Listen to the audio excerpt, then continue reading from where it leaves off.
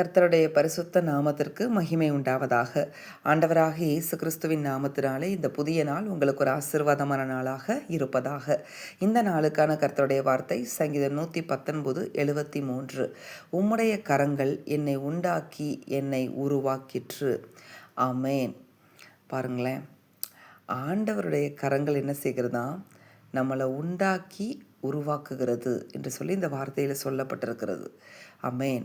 அந்த எழுதியிருக்கிற அந்த தாசன் அழகாக அதை உணர்ந்திருக்கிறார். உம்முடைய கரங்கள் தான் என்னை உண்டாக்குச்சு. அப்போ உண்டாக்குறதற்கும் உருவாக்குறதற்கும் டிஃப்ரென்ஸ் நிறைய இருக்குது. அமேன். அப்போ ஆண்டவர் தான் நம்மளை உண்டாக்குனாரா அப்படின்னு பார்த்தா, ஆமாம், ஆண்டவர் தான் நம்மளை உண்டாக்குனார். நம்ம எல்லாரையுமே ஆண்டவர் தான் உண்டாக்கினார். நான் பிரமிக்கத்தக்க அதிசயமாய் உண்டாக்கப்பட்டபடியால் உம்மை துதிக்கிறேன் என்று சொல்லி எழுதப்பட்டிருக்கிறது. அப்போ தாயின் கற்பத்தில் நம்மளை உருவாவதற்கு முன்பதாகவே தெரிந்து கொண்ட தேவன் நம்மளை அவர் தான் என்ன செய்கிறார் அப்படின்னு பார்த்தீங்கன்னா, அவருடைய விருப்பப்படி அழகாய் உண்டாக்கி இந்த பூமியில் கொண்டு வந்து நம்மளை இப்போ வைத்திருக்கிறார். அமேன். அப்போ நம்ம எல்லாருமே அவரால் தான் உண்டாக்கப்பட்டிருக்கிறோம். எல்லாத்துக்கும் மேலே அவருடைய விருப்பத்தின்படி நம்மளை உண்டாக்கி இருக்கிறார். பாருங்களேன், அவர் நம்மளை உண்டாக்கும் போது நம்ம போய் ஆண்டவர்கிட்ட போய் சொல்லலை, என்னுடைய கண் இப்படி இருக்கணும், காது இப்படி இருக்கணும், மூக்கு இப்படி இருக்கணும், வாய் இப்படி இருக்கணும், கை கால்லாம் இப்படி இருக்கணும், என்னுடைய ஸ்கின் இப்படி இருக்கணும் அப்படின்னு சொல்லி ஆண்டவர்கிட்ட நம்ம எதுவுமே இப்போ என்ன செய்யலை, சொல்லலை. ஏன்னா அவர் முழுக்க முழுக்க அவருடைய விருப்பப்படி நம்மளை ஒரு பிரமிக்கத்தக்க அதிசயமாய் அவர் என்ன செய்தார், உண்டாக்கி இருக்கிறார். அமேன்.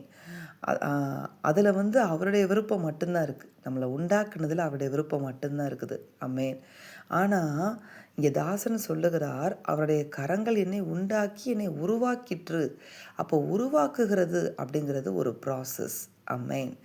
ஒரு குயவன் ஒரு களிமண்ணை ஒரு உகந்த பாத்திரமாக வணைகிறது, அவருக்கு உகந்த ஒரு பாத்திரமாக அவர் வணைகிறது முழுக்க முழுக்க குயவன் கையிலே இருக்குது, அது களிமண் கையிலே இருக்குது. களிமண் என்ன செய்யணும்னு பார்த்தீங்கன்னா, அந்த குயவனுடைய கரங்களுக்குள்ளாக தன்னை அர்ப்பணிக்க வேண்டியது அவசியமாய் இருக்கிறது. அமேன். அப்போ ஆண்டவர் நம்மளை உண்டாக்கும்போது அவருடைய விருப்பப்படி நம்மளை முழுவதுமாக என்ன செய்திருக்கிறார், உண்டாக்கி இருக்கிறார்.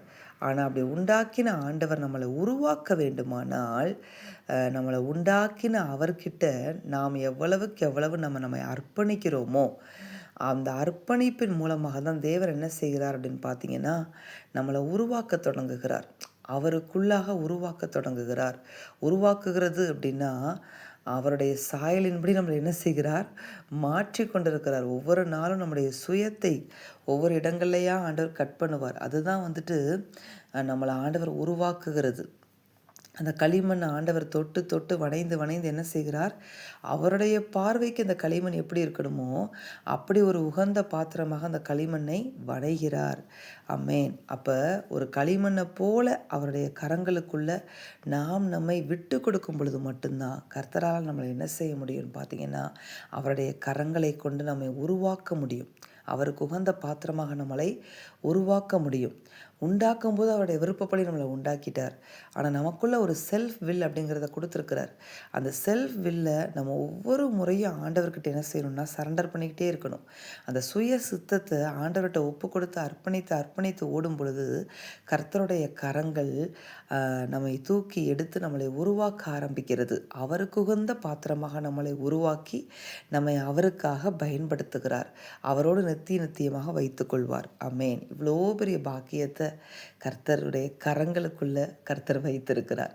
அதனால் அந்த கரங்களுக்குள்ளாக உண்டாக்கின அவருடைய கரங்களுக்குள்ள நம்மை உண்டாக்கின அவருடைய கரங்களுக்குள்ள ஆண்டவரே என்னை உருவாக்குங்கப்பா அப்படின்னு சொல்லி நீங்கள் ஒப்பு கொடுத்தீங்க, அர்ப்பணிச்சிங்கன்னா அவருக்கு உகந்த பாத்திரமாக உங்களை உருவாக்குவார். அவருடைய கரங்கள் உங்களை உருவாக்கும். அமேன்.